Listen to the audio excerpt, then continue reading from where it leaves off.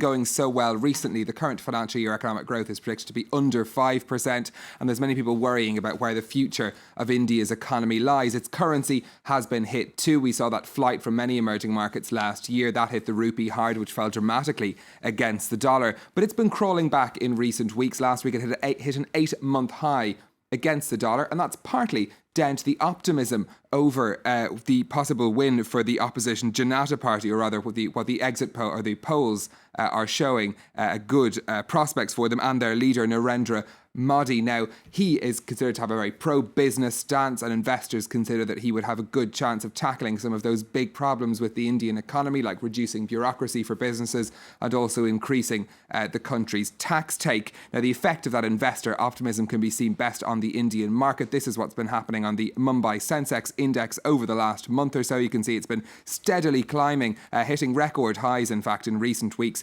That's the closing price that you can see there on Friday. Record inflows of capital in recent weeks too. $2.5 billion coming into the country in the last month, we're told. OK, well, that's the picture over the last month. What about the last 24 hours? What's happening on the Indian markets today? It's been dipping in and out of negative territory during trading today. It's now slightly below the line, as you can see.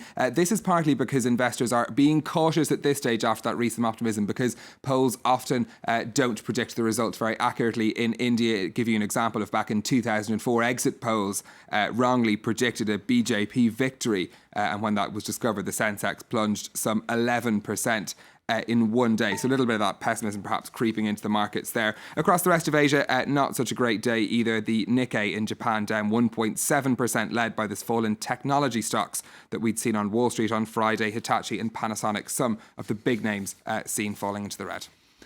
OK, let's bring you back to France now. Over the weekend, we saw a very big deal, didn't we? Agreed in the telecom sector here in France. Yeah, it's been the saga, really, of the corporate sector in recent weeks. Who would win the bid for France's second biggest phone operator, SFR? The answer, the parent company of cable firm Numericable, in a deal worth 17 billion euros. It's a massive upheaval, though, for the telecom sector here in France, and saw SFR's parent company Vivendi reject a bid from rival mobile operator Bouygues, despite the backing of a key French minister. Siobhan Silk has the story.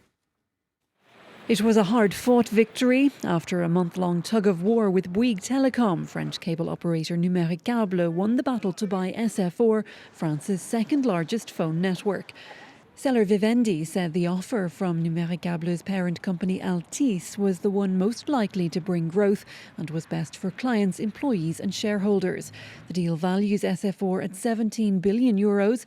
Numericable will be taking on 11.6 billion euros in debt.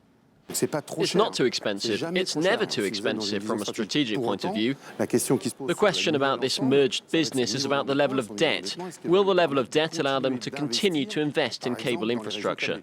It's a stinging defeat for Bouygues.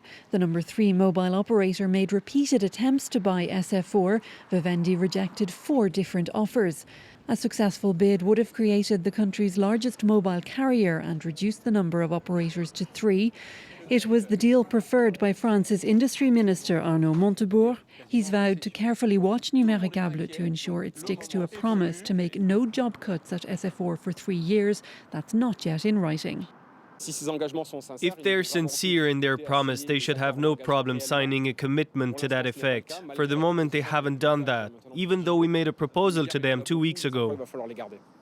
The deal isn't yet completely done. Competition authorities must sign off, a process that could take several months. Now we'll stay with companies news. In the world's 2 largest cement producers have announced they're there to merge. France's Lafarge is to join forces with the Swiss firm Holcim, creating a giant in the industry with annual sales of almost $44 billion. The merger will be an all-share deal expected to be completed by the middle of next year. The companies are to sell off more than 10% of their capacity, though, in an effort to satisfy competition regulators. Another new France story for you now, and the finance ministry team, they're heading over to Berlin, in fact, to meet their counterparts there, aren't they? Yeah, so 2 ministers now at the head of the finance ministry, Michel Sapin, the finance minister, and Arnaud Montebourg, the economy and industrial renewal minister. Michel Sapin will be meeting his German counterpart, Wolfgang Schäuble. They'll be talking about France's deficit, among other things. France, of course, missing its EU-mandated targets of bringing the deficit down to 3%. And Michel Sapin says they won't be seeking more time to reduce the deficit, but he wants to discuss the pace of that reduction with his European colleagues. That's what he's expected to be talking to Mr. Schäuble about later.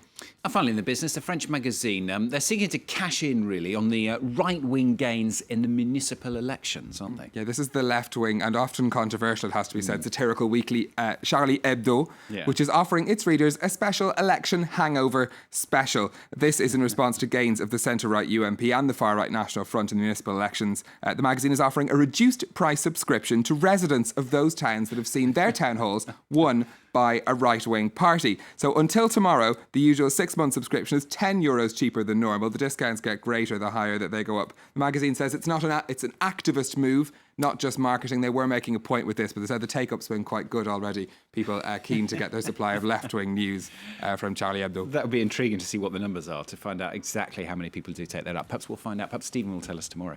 Stephen with Business here on France 24. Now, coming up for you, the short French film made with drawing pins and elastic bands.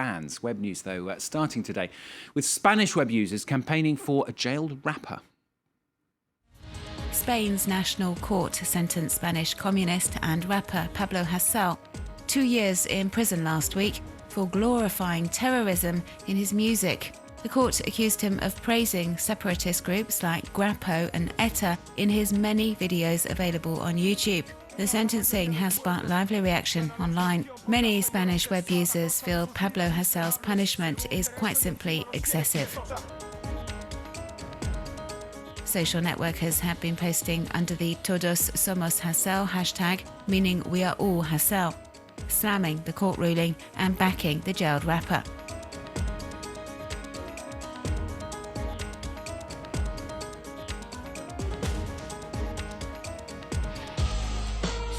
Other shows of online support include drawings and photomontages featuring Pablo Hasel and demanding his immediate release, saying his only crime was to write music.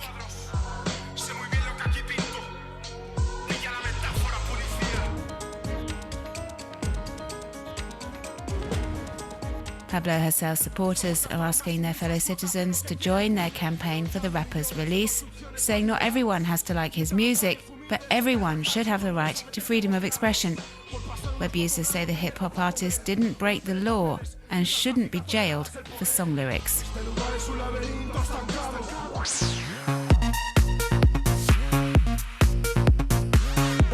The site newsground.com has launched an online game called Outs, which aims to give players an insight into the implications of Alzheimer's, both for the sufferer and their friends and family. The game is a simple walkthrough in which players control a faceless man in the street, on a bus, or having a conversation with a loved one. Surroundings flash in and out of focus, conversations fade and mute as he tries to make sense of the world. Developers are hoping the game could be used to detect early signs of dementia, which currently affects millions of people worldwide.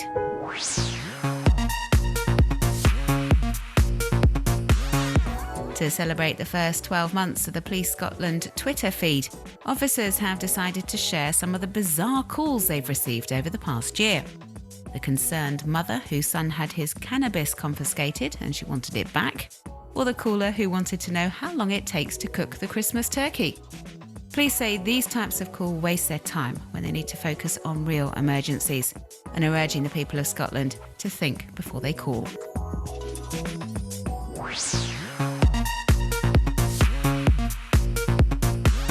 The New York Public Library has spent 15 years scanning old maps and are now available to the general public. There are some 20,000 high-resolution maps dating back to the 16th century right through to the 20th century available for free download.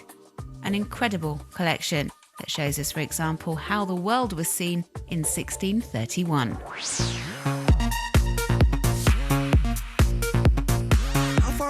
This animated short by French filmmaker Guillaume Blanchet is called A Girl Named Elastica and was made using drawing pins and elastic bands.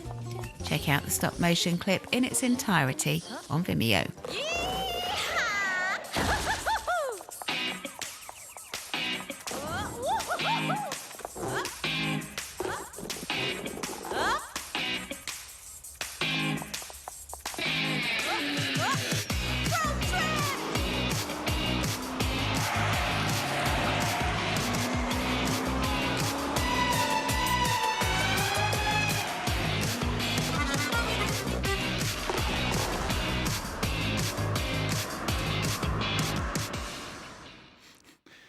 Seen that twice now. It could have been fun to do, could have been intensely irritating as well, I suspect. That's today's video of the day on Web News. Coming up for you, very latest news, of course, the latest on the Indian elections. Plus, we have a very deeply disturbing and moving focus for you today, but really one we should all watch as our correspondent goes back to the scene of one of the worst massacres that happened in the genocide in Rwanda. That's in around about 15 minutes' time in today's focus, so stay with us.